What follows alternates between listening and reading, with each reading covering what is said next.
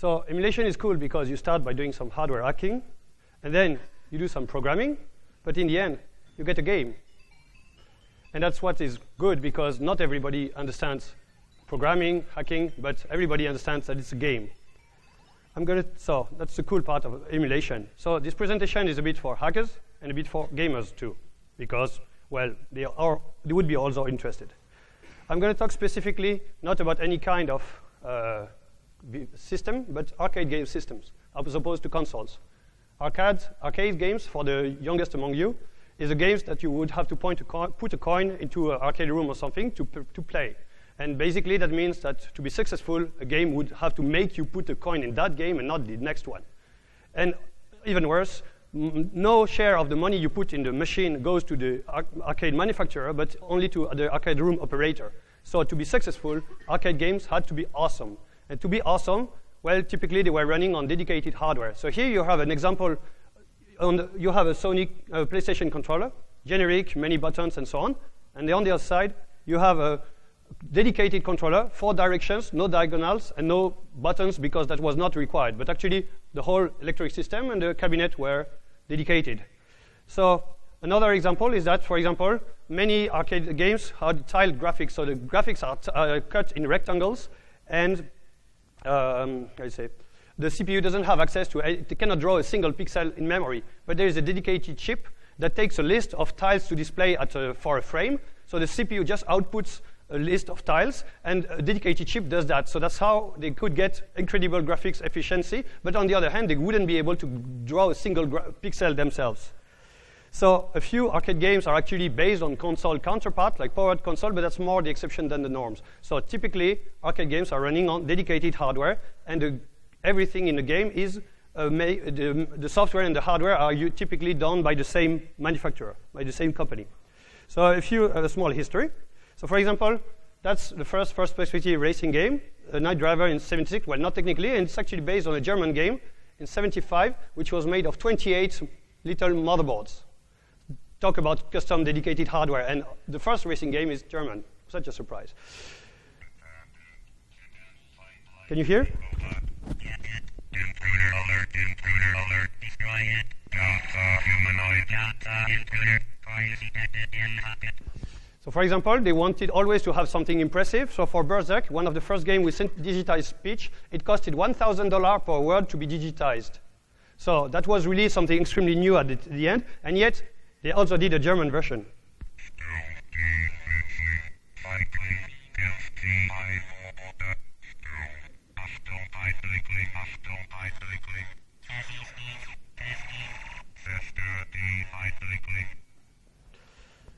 Although dedicated hardware, Battlezone, the first FPS in 1980, which was actually designed to be a military trainer. First, flat-shaded 3D graphics running custom hardware again, iRobot by Atari. Dragon Slayer, a fully interactive animation movie running on a Laserdisc at the time where a typical hard disk was 10 megabytes. So Laserdisc was just made for video, and it wasn't really dedicated for this task, but they still made a movie for that. And they made a game out of that. Outrun, incredible speed effects, 2 motherboards, 2 main CPUs, 2 SPUs, and also a very nice deluxe cabinet. Hard driving, first 3D driving simulation, 3 PCBs. The sequence actually has 4 PCBs. So the 3D was not made by a single CPU handling everything, but by one small CPU doing this kind of matrix projection and this kind of operation. And altogether, it managed to make a 3D system way before there were CPUs that were handling everything. So arcade games were running on dedicated hardware, but sometimes it was just electronics. Sometimes the cabinet itself was way beyond a racing game, so hang gliding, a bicycle, and so on. The cabinet could be also pretty impressive, or you are fully immersed in a semi-spherical screen, so that you cannot see the whole screen at a time. That's still used in Japan, Kitsuda. Or the R360, which would rotate the player on the whole axis, even upside down. But, so arcade games were awesome. Awesome hardware, dedicated hardware, and but still because they were awesome, there was awesome piracy for them. And even though you had to duplicate or do really some hardware attack, there were some people ready to attack the hardware, fully analyze it, or even duplicate the hardware. And for that, because the manufacturer control everything in the process, they could also do awesome protections. So here is example, the Alpha 8201. It's a Hitachi 4-bit CPU with a polynomial PC. And it's running a virtual emulator in 1982. So they made a custom virtual emulator in 1982 to protect their game. And even sometimes, this time is electronic, but sometimes because they control the process, the protection was tightly integrated in the game mechanics. So for example, in Dodonpachi 2, this is the normal game, but there is actually a dedicated CPU protected that handles the enemy's bullets. So if you don't have the protection, you have the same game perfectly working, but the enemy is not firing at all. And I mean, it's not an if that is missing or is not executed. You just cannot, the bullet sprites never occur on screen because the CPU handling them just is totally absent. In Super Hang-On, the sub-CPU is sometimes encrypted, and it's handling the road. So what happens if you cannot decrypt and emulate it? You got straight roads. That's quite boring. But the game is working. It's like, of course, you just have to defeat the initialization check. Okay, the game is working, but then quite boring. Typical in Konami, the sprite collision handling is done, among other things, by a custom chip. So here's the normal game, but if you don't have it emulated, you cannot die, you cannot kill. The game is perfectly working, sound and everything usually, quite boring. So, and really they were taking extreme measures to actually to protect their game, and a typical protection from the 80s, 90s was putting some critical data on a battery-powered RAM. So what happens when your RAM, when the battery runs out? The memory is cleared and your game dies. And like, yeah, you bought the game, pretty expensive, but it's dead. And that's the amount of paranoia they had in protections. And that's an important problem for emulation because here you see the battery. Oops, where's my cursor doing here? Sorry. Mush, mush. Okay, whatever. What's wrong with me? Sorry for that. Oh, yeah. So in this here, the battery leaked out, and the acid killed the board, even if the owner, owned the hardware itself. So that's a problem because it highlights the problem that you would have with those systems that will eventually die if you don't do anything, or even if you are careful. And that's a problem because when the hardware is not supported anymore, well, you have a very expensive paperweight, but you lost a game that sometimes is not playable at all anymore. Well, most of the time.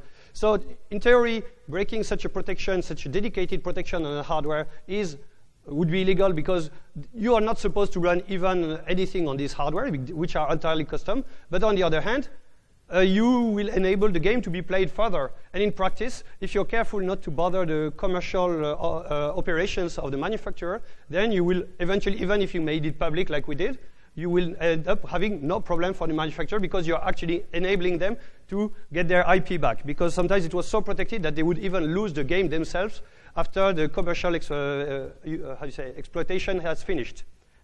So this is the Capcom System 1 CP system. This is known for Street Fighter 2 in 1991. So you have Street Fighter 2, Champion Edition, and the Hyper Fighting Edition, super name, so Street Fighter 2 Hyper Fighting Turbo. Yeah. Also some nice shooters, Forgotten Worlds, Mercs, where soldiers can survive a falling mountain. 1941, UN Squadron, Area Hachi, where you fight B2s. You are a Japanese mercenary and you shoot down B2s. In the follow-up, the B2s are not bosses anymore, so you fight the giant tank robots instead. Goose and Ghosts, Final Fight, Captain Commando. Oh yeah, you can punch T-Rex and kick pterodactyls. King of Dragons, where you fight dragons. Magic Swords, where you fight dragons.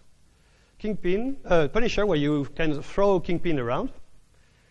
And Strider, when the members of the Duma create a snake, a metallic snake, whatever.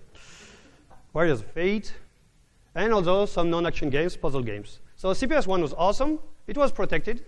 It was hacked. It was more protected. It was even hacked. And even at the end, it had quite a strong protection. It already had suicidal batteries and custom encryption, etc. But still, it was hacked. So CPS1 was completely hacked. So for example, this is a Street Fighter hack. They even modified the game mechanics. So 8-5 balls, you change characters and so on. Or Final Fight, that's the original one, 3 characters. And that's a hack where you can control the bosses. And actually, this was one of the first CPS1 games. So remember, they can hardly hack the graphics because that's on another RAM, but the game, they patch really well. And even the hardware itself was completely hacked. That's the original CPS1 board, so made of actually 3 PCBs, including a small one.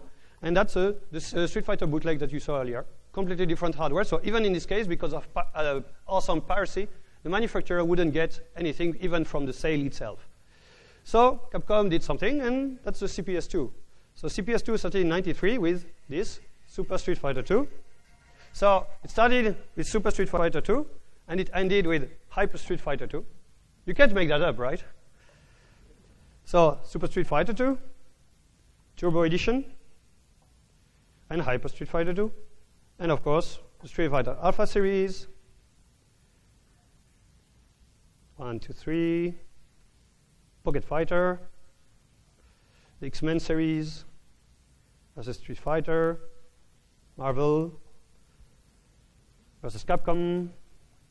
I mean, I have a boring voice, but those games were really awesome. Darkstalker series, 1, 2, and 3. Some action games. Alien vs. Predator. This one is really important because they lost the license soon after that. So basically, this game was not ported to any single other system. So that's one of the games that, as soon as all the batteries would have died, even Capcom had lost their IP because they couldn't port it, and they didn't do any. They didn't know anything to be able to emulate the game later, because then that could be a leak, and that's really what's important. That's really important later. No leaks. Dungeons and Dragons, and the shooters, 1986, 1944. Mahou, Jigo Wing, Marsman Tricks, and Pro Gear. That's only stage 2. There are 5 stages, and you can do a second turn when it will be harder. And to be honest, I'm playing without a cheat, and I don't know how I survived.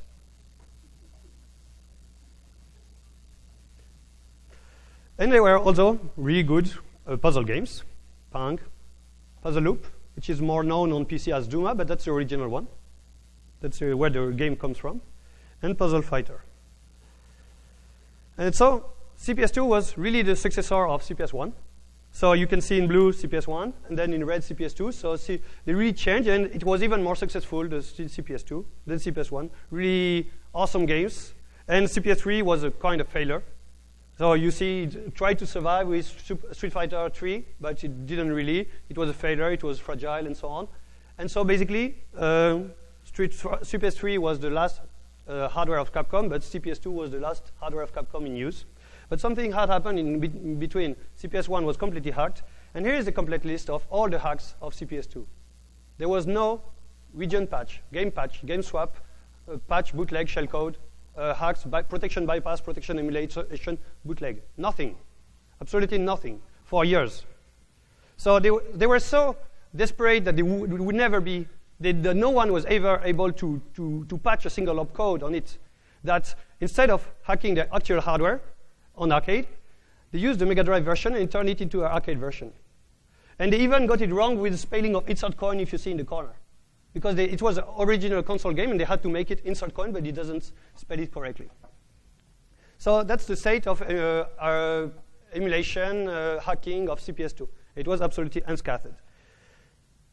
So let's have a look why. The CPS2 is made of 2 boards, one system common and one, game-specific, and where this is all what is important for us. And you have the sound and the graphics in green, all unencrypted, no problem. You could dump them, emulate them independently because they have their own CPU and chip. No problem. The problem for us was that it was very easy to make a fake because you would have perfect graphic extraction and perfect sound. So with a bit of tweaking, you would get a perfect fake.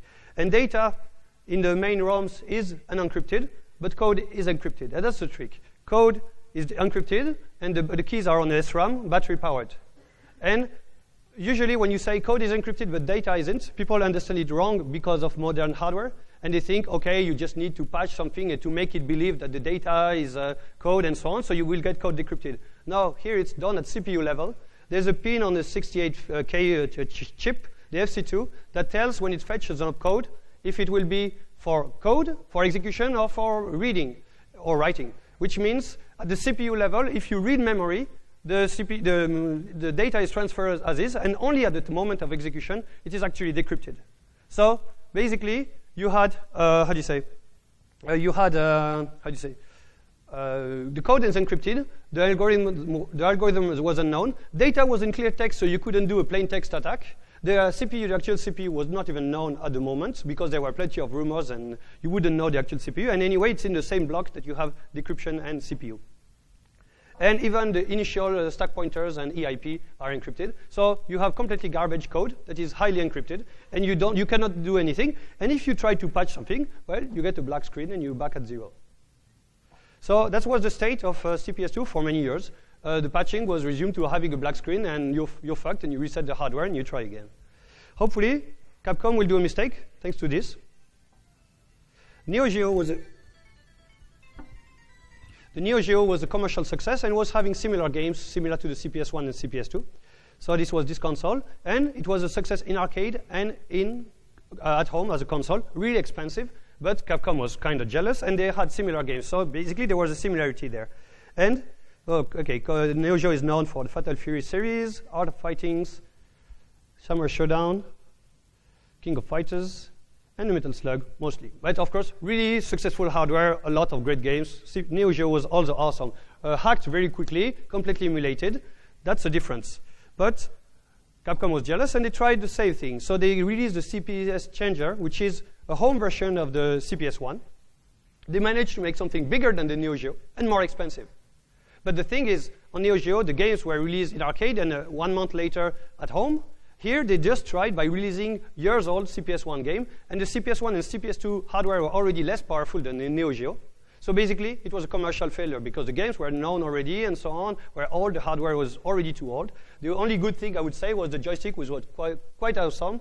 It was a Super Nintendo compatible. But really, CPS Changer was a failure. And what happened then is that as a last try, in 95, Capcom tried something last, maybe as a fad service, but it was even more expensive than the other games. And they ported one CPS2 games. Can you hear the sound? So this is the CPS2 version, which was unemulated at the time. And this is the Street Fighter, this is the CPS Changer at the time. So roughly the same game, except that the sound is different. Okay, because the CPS1 sound is less powerful than the CPS2. So they had to backport, and it was a failure. But here, there was something very important for us, because CPS Changer is not encrypted, and CPS2 is encrypted. So that was the first leak of information. So you're like, I can imagine, you think, woohoo, huge leak of information. That's true, that was the first. But what happened? Nothing. 95, this was released in October 95. What happened after this release? Nothing. The dragon was still unbeaten. And to defeat a team of dragon, you need a team of heroes. So basically, CPS2 Shock, which is made of Razula and I, we did the first attack on CPS2. Then Charles McDonald did the second, deeper hardware attack. And then the crypto was defeated by Nicolas Almoria and Andres Naive. So what happened? The thing is related to the real title of this talk. That's Razula and I are not hardware masters. Razula is an Amiga programmer. He has extremely good 68K knowledge. And I was working on the PC side. So you could say back end, front end. He works on the arcade part, and I was doing the PC part for this. So basically, but before that, before I met him, Razula looked at the Street Fighter Zero Changer decrypted, well, not decrypted, ROM dump, and he started to make assumptions on what he could do just based on the actual code, without even having the CPS2 at home. So he started to look at it and make assumptions, and then he actually bought the arcade version of it. hopefully for us, it was a cheap game, so it was really easy to get the actual encrypted version, the Japanese version of Street Fighter Zero, Street Fighter Alpha. So Razula got the hardware, and I joined the project around this time, and he got the first result. He couldn't patch a single opcode. He couldn't know what the actual code is, but by looking at Street Fighter Zero, an unencrypted version, and assuming what he could do with the data blindly, he eventually managed to have the first result of successful step of hacking on the CPS2, which was re-enable the crash screen. So now, suddenly, we were not blind anymore, and that was awesome, because now, even if we couldn't disassemble the screen, we couldn't disassemble anything, or we couldn't assume we couldn't patch anything, then by crafting the data, and we could see how it was interfering with the registers. That was awesome. But that's not where this screen, the facepalm, comes from. And the true facepalm was that once, so of course, it was not easy to progress because we were really blind. It was really very slow progression. But once the game crashed, and Razula had modified data in the palette area. Okay. And the game crashed, like always. But it turns out there was something unusual, and hopefully we digged enough in this direction, because, of course, it wasn't obvious at first, but it turned out that in some ranges of memory, the decryption was not happening. So that's why the facepalm comes from. You have a custom encryption that is strong, that is battery-powered, and so on. But for some range, they disable the encryption. Facepalm. Why? It's not used by a single game, so we have we don't even have an idea why it's in place. So basically, for the first time, we could actually patch and get our shellcode running. It wasn't so easy because at first we had no idea. We couldn't still disassemble the code. But and initially, it was a two-step stuff where we upload our code, we flick the interrupt of the CPU to reset so that the content is still in RAM, and then our second step of shellcode is executed. But still, that was the first patch of that it was possible to run our code on the CPS2 system. And after that, we eventually understood more the hardware initialization by guesses and so on. And then our execution was direct. But there were two problems. We only had a split second of execution, because there was something else that was protecting the hardware. It won't be too easy. And in theory, you could still not get anything decrypted, because when you read, it comes as is, and when you execute, it comes, it's decrypted, but you cannot see that. And we're not Dimitri. We cannot read register directly with a microneedle on the CPU. We were not hardware guys, really. So hopefully, Capcom is going to do a second mistake. There is an addressing mode in 68K, which is a program counter relative addressing. So basically, it's relative to the EIP. And it's not even clear in the official documentation. But based on the fact that you read relative to the EIP, they assume that you should tell the controller to read memory, but based on code. So you read as if it was code. And this only kind of addressing mode enables us to decrypt, to get decryption via reading.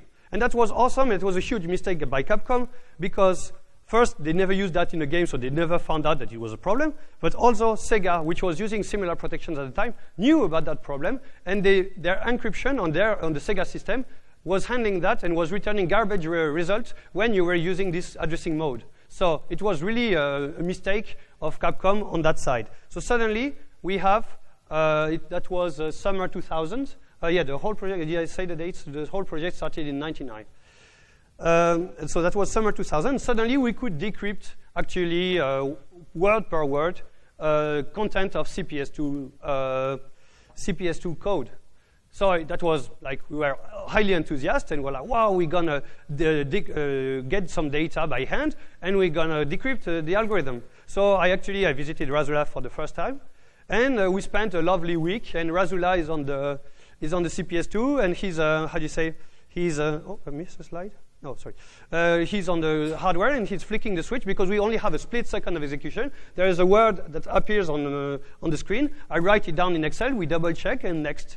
And next. And we dump, word by word, hundreds of stuff. And we were like, well, it sounds stupid, but if it was a stupid XOR or something a bit simple like it was in the latest version of CPS1, it would have been enough. And we dump, and we dump, and we're like, we get nowhere. But I remember once, actually, because there was maybe a micro pattern, so I guessed the next word. And I guessed And it's what happened, and Razula jumps on me. Why? How did you find that? And it turns out it was pure a bit of luck and a bit of a micro pattern or something, and we got nowhere.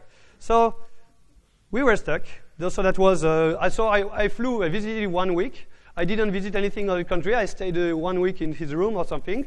I'm glad the last day before going to the airport, I actually had a decent breakfast. And, well, a bit of a failure, if you ask me. In the meantime, that was a span over years. So you need, we wouldn't have motivation to go on further. It's good to, to have a side quest to keep your brain fresh. Sometimes you just have to leave it a bit, and then you do something that's something related. And we had plenty of opportunities to do so. So, for example, the Super Street Fighter 2 screen that you see, it's not an arcade version. It's on a specific Japanese computer, the X68000. And it was a really arcade-perfect conversion. So we were thinking maybe there's a leak of information there. So took our time to disassemble that. Okay, nothing here. We actually also looked at the PC conversion, which was also very good, of X-Men Children of the Atom. Also, we spent some time patching the CPS1 emulator, Calus. That was a funny project. I spent a month on it with IDA 3.8, and I re-injected new functionalities via code snippet creator by Xelion. And what's so good? So here you see that it was originally only abandoned the CPS1 emulator, and we patched it so that it runs the CPS Changer game. And even better, because the game were compatible, we included also, you can see here's a multi-CPS Q sound. We even added the CPS2 ROMs. So basically, we had the CPS Changer code running with the CPS2 sound on the CPS1 emulator via patching, via IDA, and so on. Also, we had some hardware, and the updates were, commercial. And they were protected by zip. And zip plaintext attack was quite new at the time. So I did a tutorial on it to avoid paying for the updates. And here you see the hardware we have. It was an EEPROM emulator, because originally we could only you take the EEPROM, you reprogram it, you put it back, and so on. That was a bit annoying. And after that, we had an EEPROM emulator, so a fake EEPROM that is on the PCB, but you can modify its content on the fly from the PC. So in December 2000, 15 or 11, well, whatever. The thing is, Razula was mostly looking at CPS2 code, because that's the hardware he had at home. He didn't look really at the changer version. But it turned, luckily, he looked at the CPS, the unencrypted version, and you see this weird instruction in red. It doesn't do anything. It's present 40 times or so in the code. And we didn't pay attention to that. But it was a huge leak in information, because that's actually the instruction that if you keep it executed now and then, it will keep the watchdog alive, and that will prevent the hardware to reset, to stop working. So basically, before we only had a microsecond of execution, and suddenly we had full execution on the CPS2. And that was awesome, because in small here, you have another game that had an encrypted and unencrypted version, but much more rare, and in this time they didn't leak the information. So it was really a huge leak. Thanks for giving us the keys of this fake compare instruction. And actually, if you, it's a birthday date or something. I don't remember exactly, but it was even actually easy to brute force the watchdog key on on other CPS2 hardware. So this time we had unlimited. Code execution. We could decrypt stuff. So it's time to make an automated dump, and we are now hardware masters. And we are like, how are we going to do transfer of information between the PC and the CPS2 at a high speed? And we are not good. So we decided to use what was already available to us. And this was the coin out port of the CPS2 hardware. This is the output signal that when you put a coin, the system recognizes it and tells the cabinet, OK, I received the coin. So that's an out signal from the CPS2 hardware. And on the PC side, we tried, we were wondering some stuff, but we are not smart, so we decided to go via the joystick port. And there I was, Razula designing his part on the 68000. Oh yeah, initially we sent data directly via to the joystick port. It was garbage, unreliable. We needed a protocol.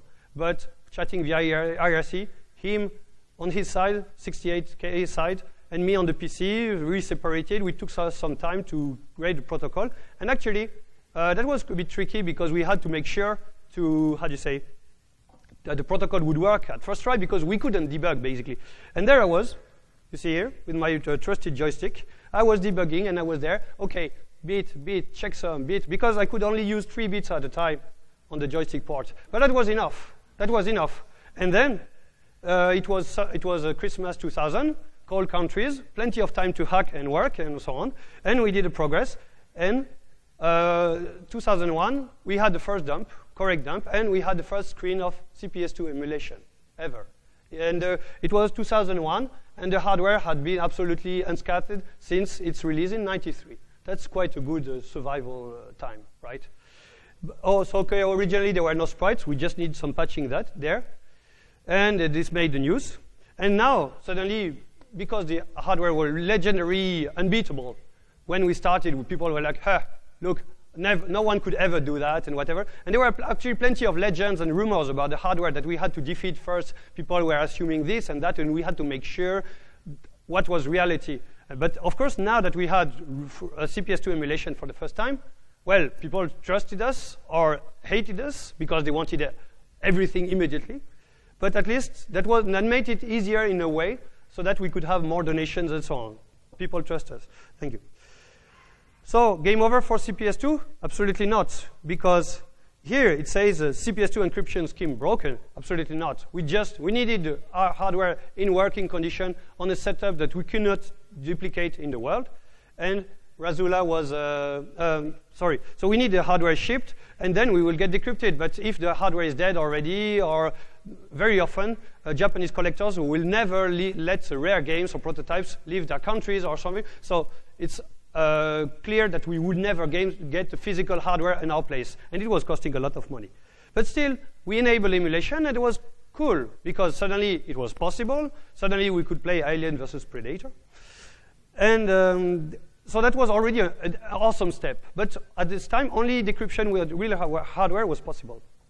OK, so in the meantime, we were busy. So now a few years passed, and we received some hardware. And sometimes the watchdog is a bit harder. We improve our techniques.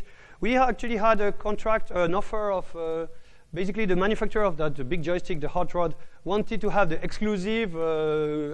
They immediately contacted us, and they wanted to have exclusive rights on CPS2 emulation, which would have been a possibility. But we didn't like that, and we knew that as soon as anything is released, people will go inside the software, the private software, and extract the key, and then emulation would be possible. So we said no. Well, maybe I would have been rich, I don't know.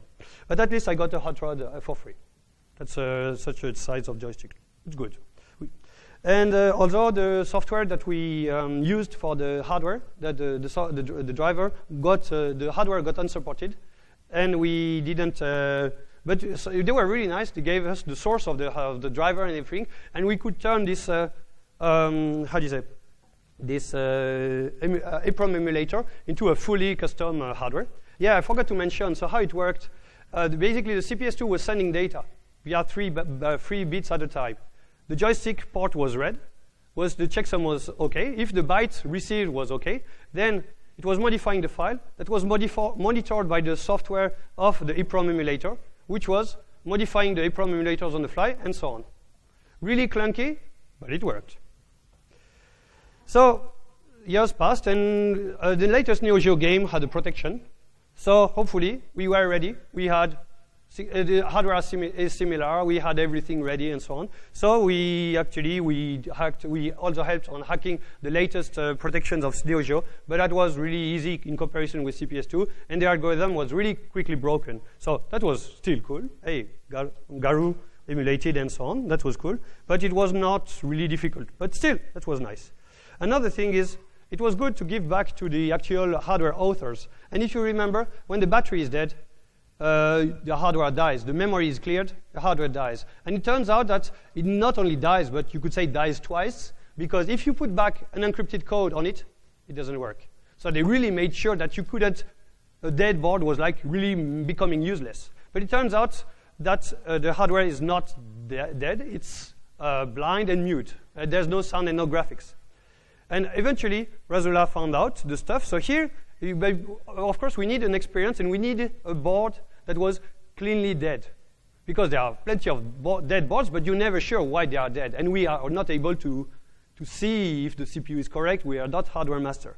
So someone actually, sacrificed his a cheap board and gave it to us so that we could kill it. And also it was good because we could kill the rumors, because some people say, if you remove the battery, it will die instantly. You need only 15 seconds, whatever. And Razula could actually take the board, it's working, kill it, wait, like a true, I don't know, like evil man. But at least he was able to have a cleanly dead board and then to make experience. And this is what is interesting with this video. You see that the slot for the battery is empty, and yet, magic, the game runs.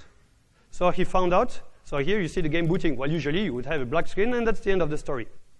So the trick is that some of the hard-coded registers have actually changed. So basically, you see that 400 or something actually was moved to FFFF in the code. So basically, to get sprites and sound correct, you needed to change these immediate operands.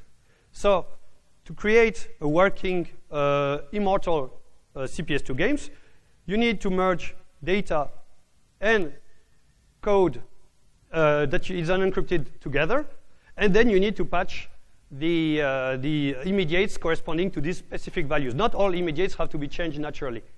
The thing is, you could say now, okay, you use IDA. IDA already existed. And you would do some binary instrumentation to have all the addresses of text, of code, etc. So you would, on MAME and so on, so you would do that easily. Thing is, Razula is quite old school, and he does that on dead listing. He wouldn't even use IDA. So congratulations, and then that's what he did. So first, he did a tester, a small program that would work on any CPS2 board that would enable anyone in the world with a dead board to see if the game is dead, is half alive, I don't know, zombie, whatever, or if it's like completely dead. And then he was able to make patches of the games, that's called Phoenix Edition, that don't die anymore, don't need a battery anymore. So that was cool, because now it was also very cool for us, because we were enabled not the emulator guys or the hackers, but we were enabling the normal guys that had the hardware at home suddenly to have a board that would never die, at least for those with those batteries problems. So that was really cool, and that's actually things that happen. People have their working stuff, they cut the battery, and they replace with Phoenix editions of the games. The thing is, it's also enabled bootlegs, and the first bootlegs appeared. So here you see that the chips have been replaced by small components, and the CPS2 bootlegs. CPS2 was already late, and bootlegs were not exactly artistic. So instead of Mega Man 2, you have Giga Man 2. Yeah, not brilliant.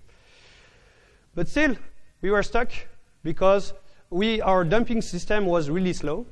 And to decrypt the algorithm, we needed a lot of data. That's 8 gigabytes of data. So basically, we needed someone to continue in our place, because with our system, I think it would take us 200 years to dump 8 gigabytes of all encrypted and encrypted with address pairs.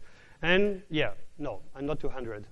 So that's also a problem, because people, the public, the normal guys were saying, come on, release all the data, dump everything, and so on. And they just, but we can't. And it's like, come on, you must be lying, or whatever. Okay, we couldn't. And hopefully someone is going to take over. And that's Charles McDonald. Charles McDonald is the one-man army of the emulation. He's really awesome. So he analyzes hardware. He documents it. He finds out the reality about the hardware. Then he finds some weakness. He designs his own attacking hardware. So that's an example. And then he's able to make it copies of the attacking hardware so that it could be spread over the world to people who have their PCBs. So instead of shipping the whole PCBs, the whole complete games around, you just ship his little stuff, and he provides all the software and hardware for that. And he also makes the emulator. So he's really awesome. Like the whole emulation scene owes him a lot. And the first attack of, if you remember, there were some small components, the PALs, and they are used for memory mapping. Okay, and PALs typically in a production system, you cannot read their configuration anymore. So typically they couldn't be attacked. But Charles had his own secret weapon, which is a PAL dumper. It's not a dumper, it's black boxing all the possibilities, and it's extracting the equations. So even though it's not possible to read, he was able to determine the content of the PALs again, and he replaced the PALs with, with programmable ones, just to check that he's right and the game is working, but now he has some controls over the memory mapping. And he explores the hardware in a Charles McDonald way. And Razula also give him the hints that the knowledge that he had over the system. And then this time we have a real hardware master, and he designed his own CPS2 attack tools. Is it called? No. Yeah, it's called CPS2 tools. But anyway, and now he dumps via the extension port directly of the system over USB. That's much better. Of course, it wasn't so trivial, even though he has control of the memory mapping. It wasn't so trivial because there were still some limitations. But at least now he could dump the whole 8 gigabytes of crypted and encrypted pairs in 4 hours or 17 hours. I never know, but like within a short time. So he dumped the full tables of 3 games. I had a pile of CDs, okay, in my mailbox. So you look at seemingly random data, and you're stuck. And the algorithm was strong, and yeah, we could never find anything.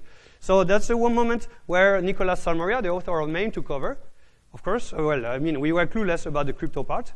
So Nicolas only found one relation that, okay, reduced that to 4 gigabytes. Okay, so before you had a table that was enabling the game to emulate it. Now you don't have a table anymore, but you have 4 gigabytes of data.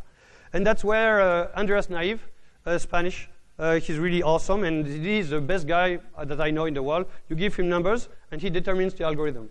The algorithm was only possible because there were some weakness.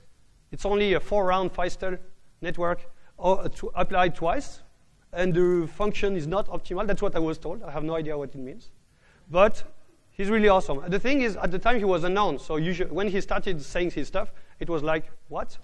But now he broke CPS2, he broke some Super Nintendo custom algorithm, he broke CPS3.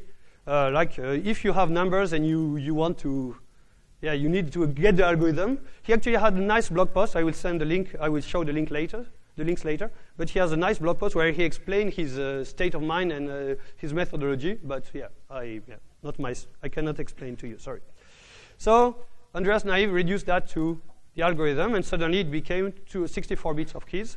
And so suddenly it enabled all the revision of the same game to be decrypted and so on. But there is a remaining problem, and that is REcon, because REcon in CPS1 was widespread, but on CPS2 it was a unique prototype that was only known in one copy, held by a Japanese. So basically, that game would never been able to. At that point, we could decrypt the game by having at least one time the key extraction. So one encrypted dump. But REcon had only one version and one copy in the world, so that was stuck. And that was the last attack against CPS2, which is David Haywood. He designed a new. I forgot to mention that the original attack was difficult on Super Puzzle Fighter Turbo because the code was so small, so it was really harder to make the attack. But I suggest, if you're interested in that, to look at Andreas' blog later. And so the last attack was with the idea of Dave Haywood, and suddenly we are able to only with a crypted dump to determine the keys and then have decryption and so on. So CPS2 was completely decrypted at this point. So the conclusion. That's how I felt sometimes when Razula and I were switching the flip and we were like dumping one word after one word. But I think, so that's the first part of the title, just keep trying. Sometimes you never know, you don't know if you're building in the right direction or in the wrong direction. Keep the faith, get crazy, and just don't give up. And also, not to give up, it's very good to have a side project that will keep your brain fresh, but sometimes you just have to leave the stuff. Actually, the only moment where I wanted to stop the project for good was once we had the first thing decrypted, but everybody said, come on, decrypt everything, you owe us everything or whatever. Yeah, who's going to get in jail if we decrypt the latest game? Okay, no one answers. But still, it's good to keep the faith and do, like this little lemming. You just keep trying, and maybe you'll get the result at the time. Of course, I don't claim I did that alone for sure. But also many people interfered, and Razula is an Amiga master, Charles is a hardware master, or maybe everything master, Andreas are crypto masters. So if you cannot defeat your enemy, call your friends and give him a good beating. That's exactly the thing. This would never have been possible if it wasn't a combination of skill sets and working more or less together. We didn't know each other. I only met Razula physically once. But I mean, yeah, for the greater good, for hacking, and now, well, it's emulated, so that's good. Yeah, maybe there's some violence here. But that's also how I feel regarding protection. It was a tough enemy, but we certainly killed him good. And that was really an awesome victory. That was really an awesome victory because the games were decrypted, emulated, recoverable. That was really awesome victory. However, it's not a perfect victory because for the hardware to survive, we still needed a patch, not the original code. We couldn't restore the hardware in a working state without a patch. And it's actually last year, only last year. So if you think about it, there was not a single leak of information, any unplanned single leak of information for many years. That's quite awesome now that you have leaks all the time. But it's only last year that surfaced the hardware that was, you can see here, battle circuit. So basically this little card is specifically for the keys for that game. So this is the hardware where you would put the actually the ROM and the card and reprogram it. So it's only surfaced last year. I don't know why. So maybe there's still a possibility to restore games in an original state and re-put the encryption keys in it and put back a battery. I'm not sure many people want that. It would be cool, but I believe that most people just get their batteries and put the patches that Razula created. Well, Razula and I helped, but anyway. Another thing important, that's the booting sequence of a fragile system from Konami. And this is exactly how I felt. This hardware is really fragile, extremely expensive to get in working state. And the thing here, it's like a countdown. It's actually the warming sequence. It needs the ROM to reach a certain temperature so that it can work freely. They tried a new kind of memory, and it was extremely fragile. And it's how I feel regarding all these hardwares that are old, and basically without the donations and without the support from the public, we would never have been able to save those hardware. So that's important for emulation because some of those hardware are really fragile, and without the support of lots of people outside of the 5 usual suspects, it wouldn't be possible. So last month, there was a dump of a 32-year-old data east tape, and sometimes those hardware are fragile, and without donation and stuff, none of this would have been possible. This is the Konami bubble memory system. And the fragile, in black, you see the bubble memory itself, which is very fragile. And those hardware in working conditions are extremely expensive, extremely rare. Some links directly to the good parts related to the CPS2. The slides will be available. You have any questions?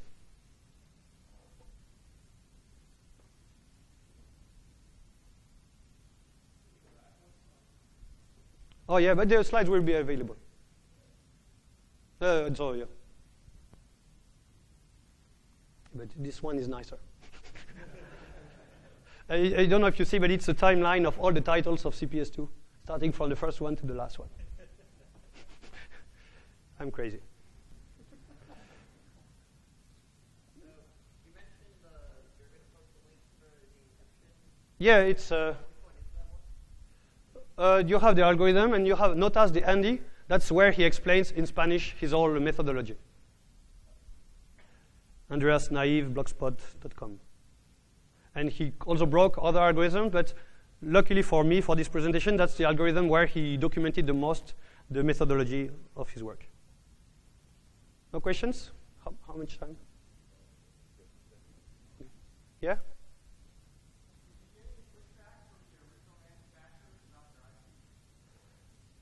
Pushback, is that positive or negative? I don't know the word.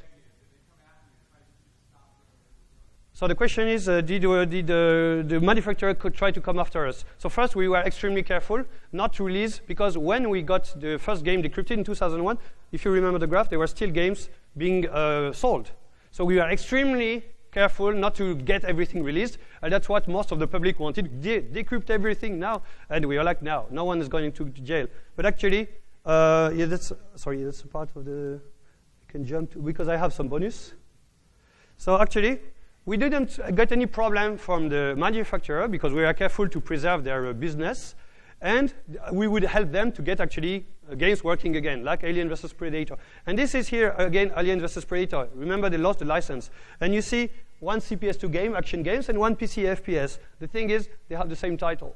And we got our IDSA takedown letter from that. That's why there are two addresses, the web archive and the new one, because suddenly we were threatened by a lawyer who just found, oh, they make Elliot versus Predator emulated, but we had no problems from the manufacturer.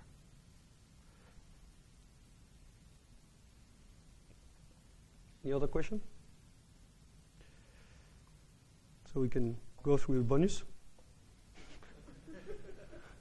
It's always good to smash a car. Yeah. Okay.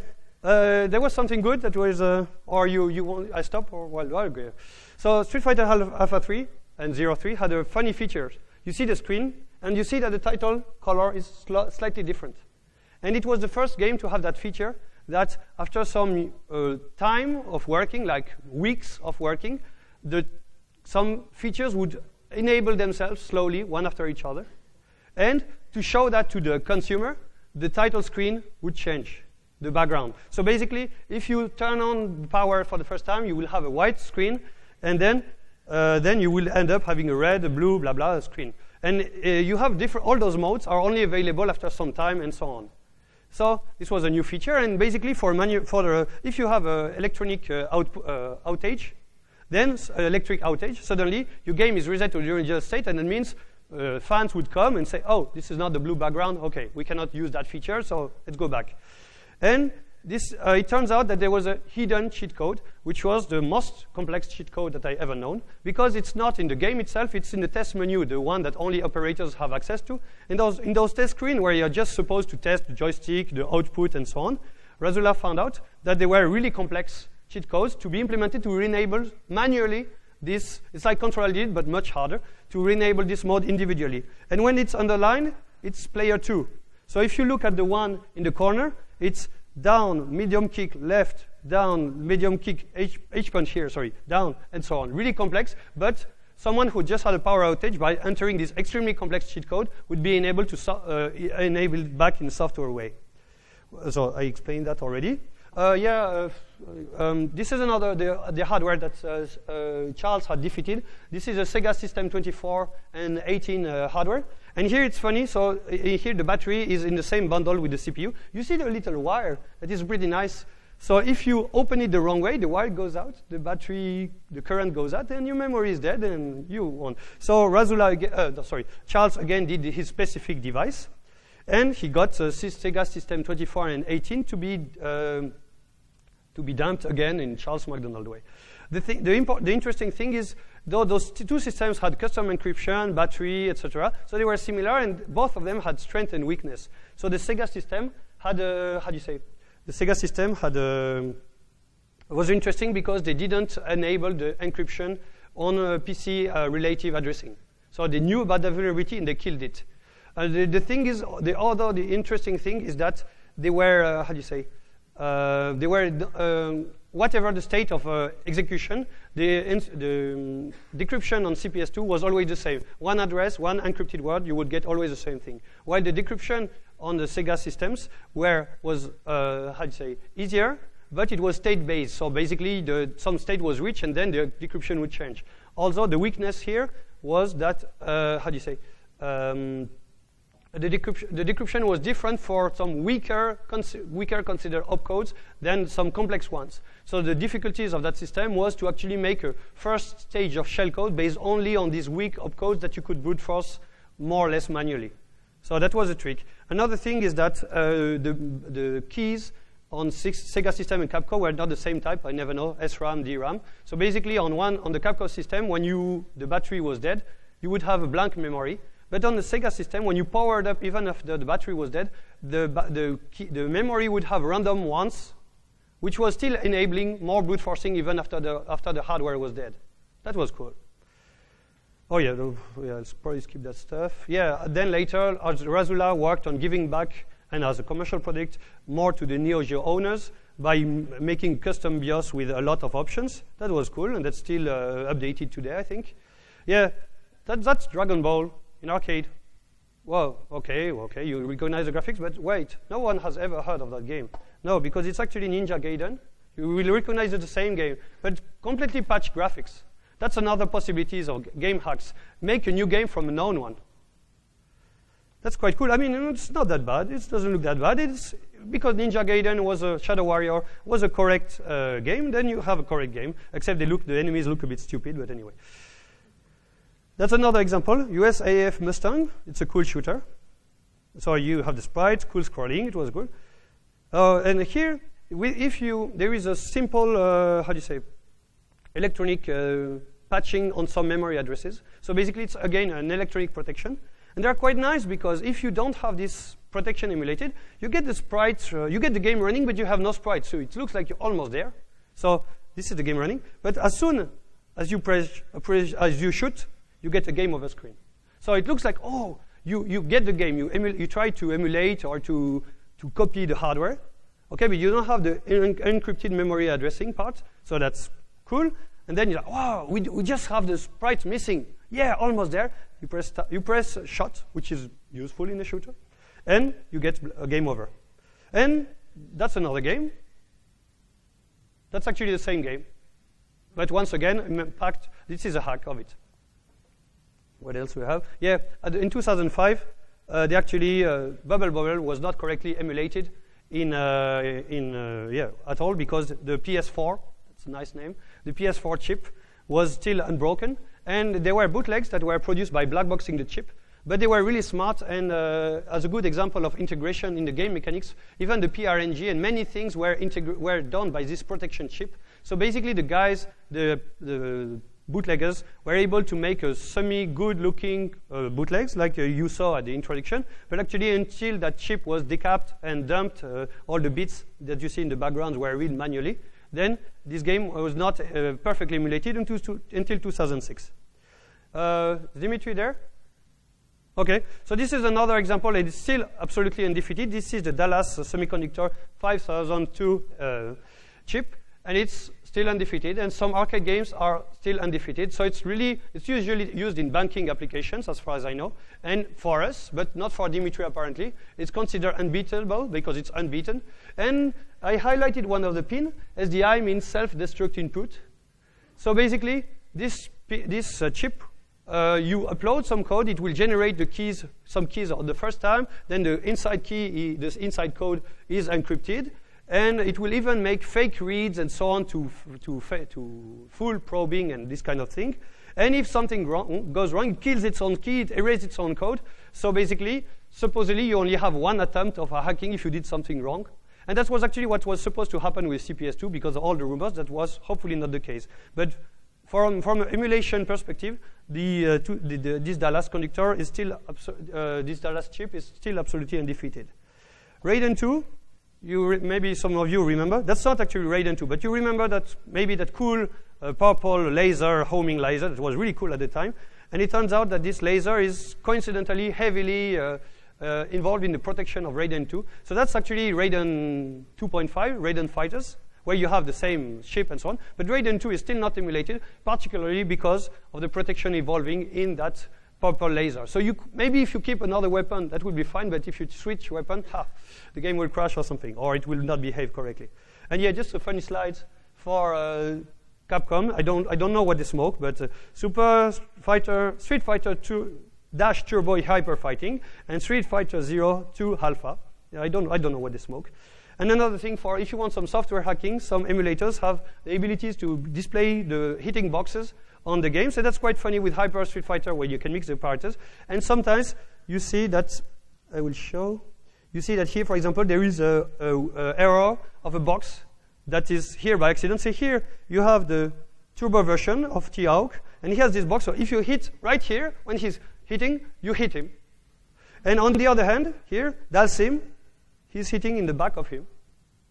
So if you manage to jump at this one, he's like this, you hit him in the back. He hits you in the back. So that's quite funny. And that's the end. I hope you liked it.